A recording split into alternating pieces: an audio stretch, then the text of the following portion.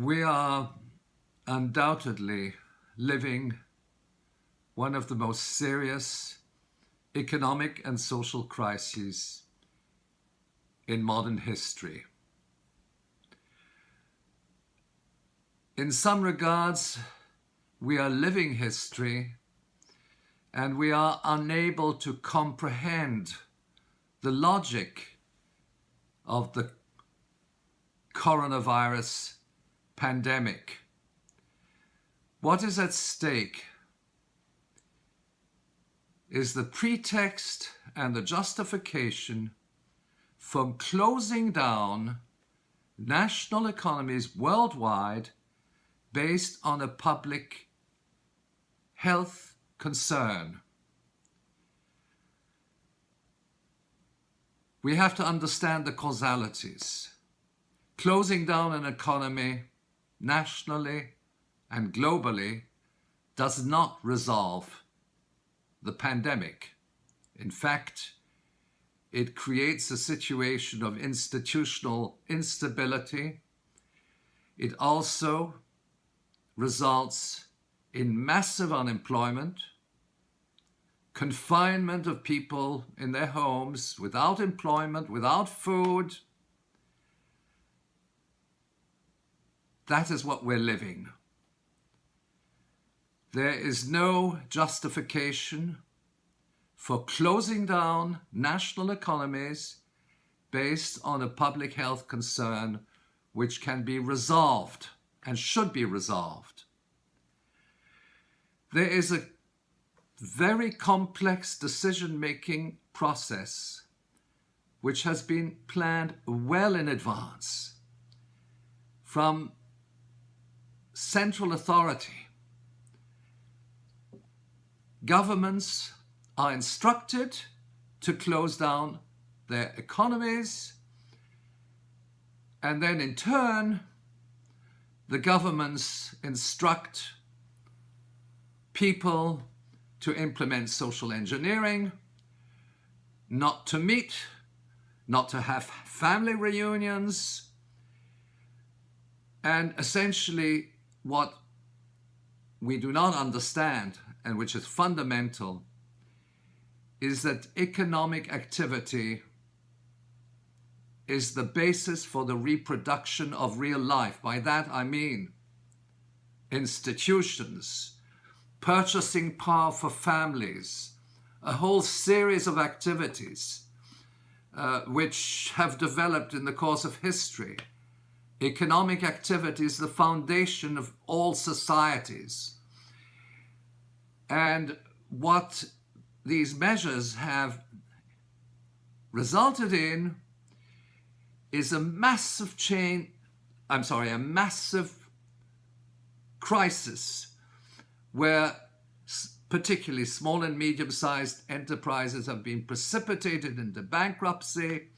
Millions of people have become unemployed, and in many countries this has resulted in mass poverty, famine among certain groups of the population.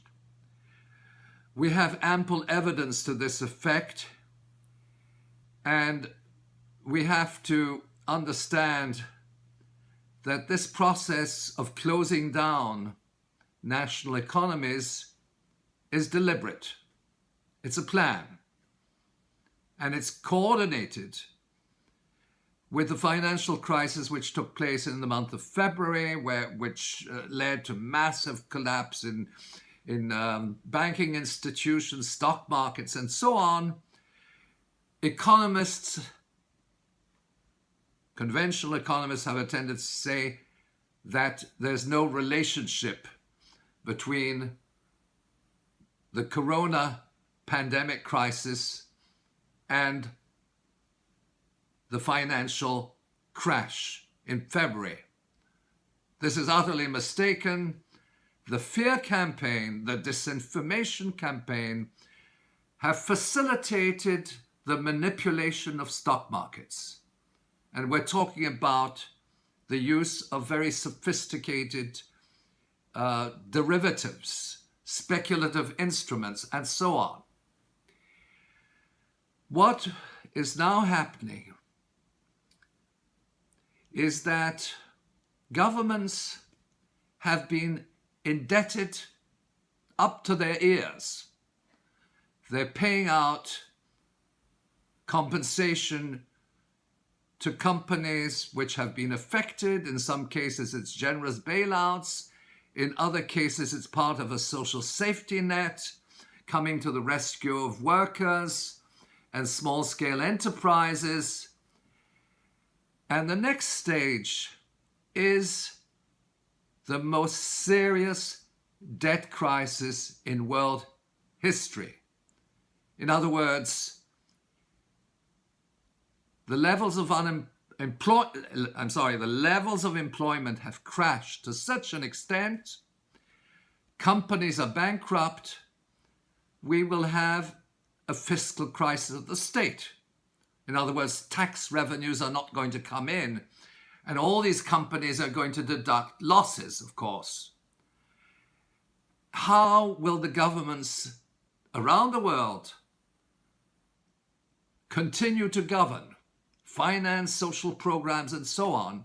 It will ultimately be through a gigantic global debt operation implemented both in the so-called developed countries, Italy, France, United States, Canada, and in the developing countries where it will be more the international financial institutions, the World Bank, the IMF, the regional development banks.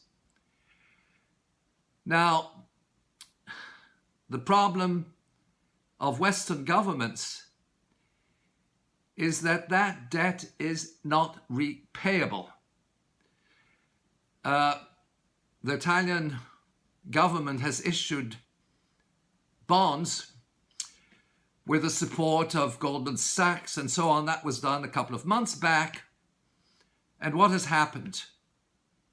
Italy is classified, these Italian bonds are classified BB, which essentially means junk bond status.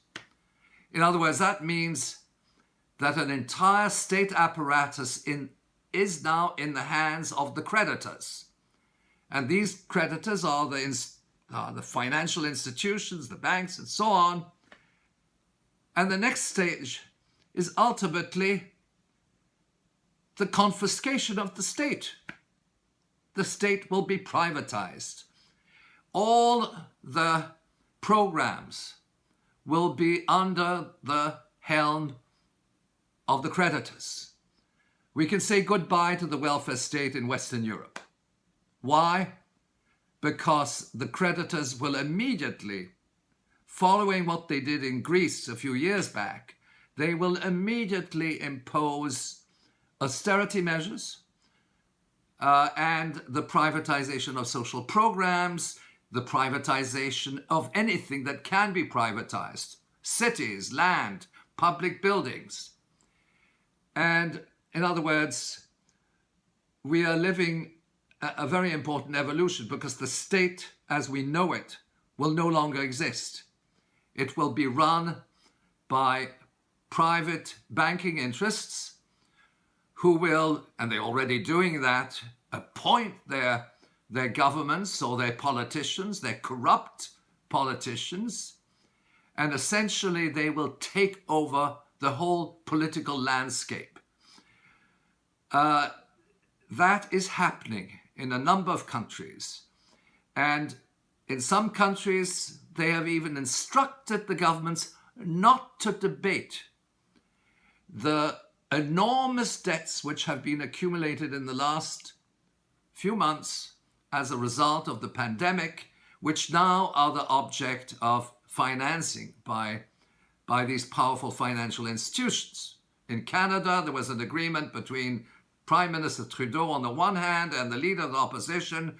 No debate in Parliament on $150 billion of debt, which then has to be covered through loans from financial institutions. And essentially the scenario that which is unfolding, is that on the one hand, the real economy in the course of the last few months, starting in March, but in fact starting in February with the stock market crash, is in a state of crisis. Productive activity have been affected, trade have been affected. Millions and millions of people are going to be unemployed, without earnings.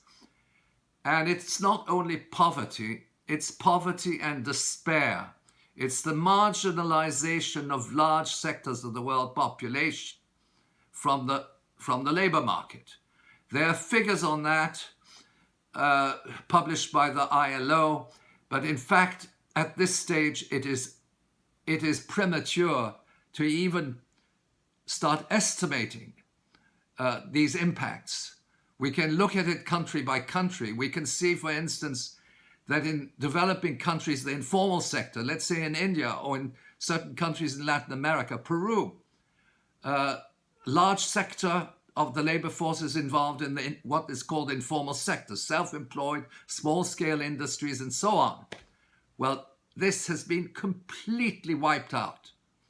And people, very often homeless, the only choice they have to do is to go back to their home villages, and in the process, they are the victims of famine and a situation of total marginalization. That is the scenario. It's beyond global poverty. It's beyond global poverty. It's mass unemployment. It is something which has been engineered. It's not something which is accidental. And it's certainly not something which has been used to resolve a global health crisis.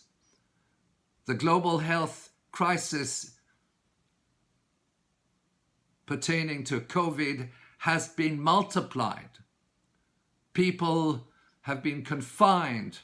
They have fallen sick. They have lost their jobs. And at the same time, the whole health apparatus has been in crisis, unable to function. What we have to understand is that this process has to be confronted. There has to be an organized opposition. This is a neoliberal project. It's neoliberalism to the extreme. Now, bear in mind that today what we have, in some regards, the stock market crash used speculative instruments, insider trading, but also the fear campaign to implement what is the most significant transfer of wealth in world history. In other words, everybody loses money in the stock market crash, and the money goes into the hands of a limited number of billionaires. And there have been estimates as to the enrichment of this class in the course of the last 3 months. I won't get into details. So that this, in a sense, this crisis of February, stock market crisis, sets the stage for the lockdown. And now the lockdown, essentially, we can call it by another name. The lockdown is the closure of the global economy. It is an act which instructs national governments to close down their economy, and they obey. That's what we call global governance. But it's an imperial project. They obey, and they close down everything. And then they say, and then they try to convince their citizens that this is all for a good cause. We're closing down the economy so that we can save lives due to COVID-19. That is a very strong statement. And at the same time, the statistics on COVID-19 are the source of manipulation. I won't get into that particular dimension, but I can say in all certitude that the impact of this crisis is so dramatic, the economic crisis, that it doesn't compare to to the impacts of COVID-19, which, according even to people like Anthony Fauci, is comparable to a seasonal influenza. They've written that in their peer-reviewed articles. What they say online on CNN is a different matter, but they do not consider COVID-19 as an ultimate danger of all dangers. It's not. There are many other health pandemics affecting the world. That does not mean that we shouldn't take it seriously, but we should understand its common sense. It's not by closing down the global economy that you're going to resolve this pandemic. So somebody is lying somewhere. And in fact, the lies are becoming the truth. They're becoming part of a consensus. And that is extremely dangerous. Because when the lie becomes the truth, there's no turning backwards. And we notice how independent scientists, independent analysts are being censored, that we have many doctors and nurses and scientists, virologists, as well as economists who are speaking out. And you just have to look at the figures. The millions and millions of people are unemployed as a result of this. So what we really need, we need a historical understanding of what's going on. Because closing down the economy through orders from somewhere up there, first of all, is distinct from any previous crisis. But secondly, we have to resist that model. And it's not by changing the paradigm. No, it's a mass movement. It's a mass movement against our governments. It's a mass movement against the architects of this diabolical project. And we can't ask the Rockefellers, please lend us the money to pay for our expenses. We have to do that on our own. And that's why all these NGOs, which are funded by corporate foundations, cannot, I'm not saying that some of the things they do is fine, but they cannot wage a campaign against those who are sponsoring them. That's an impossibility. So we have to implement a grassroots movement, nationally and internationally, to confront this diabolical project and to restore our national economies, our national institutions, and to deny the legitimacy of the debt project, and to investigate the elements of corruption which have led to this diabolical adventure, which is affecting humanity in its entirety. This is a war against humanity, implemented through complex economic instruments.